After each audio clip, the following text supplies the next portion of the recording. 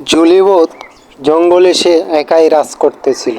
তার মধ্যে তার আবার দুজন বোন চলে এসেছে। সেই জঙ্গলে দুই বোন মিলে অনেক দিন রাজত্ব করে, কিন্তু জুলিমা তাদেরকে কোনোদিন সেখানে সহ্য করতে পারল না।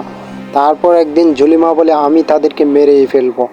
গ্রামের লোক সেখানে কিছুতেই বসবাস করতে পারছিল না, তাই তারা একদিন জঙ্গলের দিকে যেতে থাকে। কিন্তু তারা যেতে যেতে এমন এক জায়গায় গেছে যেখানে গিয়ে দেখে আগুন এবং ভুতুড়ে সব জায়গা, যেখানে তারা কোনোদিনই সেফ ছিল না। তারপরে বলে যে আমরা এইখান থেকে চলে যেতে হবে, না হলে ওরা আমাদেরকে মেরে ফেলবে। সে কথা বলে তারা ওখান থেকে চলে যায়। জুলিমা ও সেই ভূত একসাথে দেখা হয়। তারপর তাদের মধ্যে কথা কাটাকাটি হয়। একদিন জুলিমা বলে, তোর বোনকে আমি যে কোনো সময় মেরে ফেলতে পারবো, তাছাড়া আমি যে কী করি। একদিন সেই জুলিভূত তার বোনকে বন্দি করে নেয়। বন্দি করে সে জঙ্গলে হারিয়ে যায়।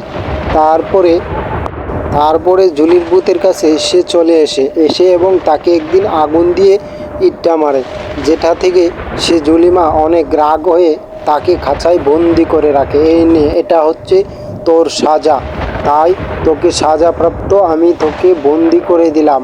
এবং দুই বোনকে বন্দি করে একসাথে রেখে জুলিমা ওখান থেকে চলে যায় অনেক দূরে, যেখানে তাকে আর কেউ ধরতে পারবে না।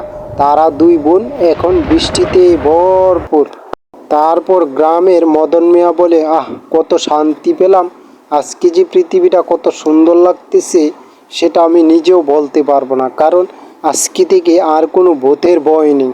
জুলিমা এই জঙ্গল ছেড়ে চলে গেছে এবং বাকি দুই ভূতকে বন্দি করে রেখে দিয়েছে। এখন আমরা এই গ্রামে শান্তিভাবে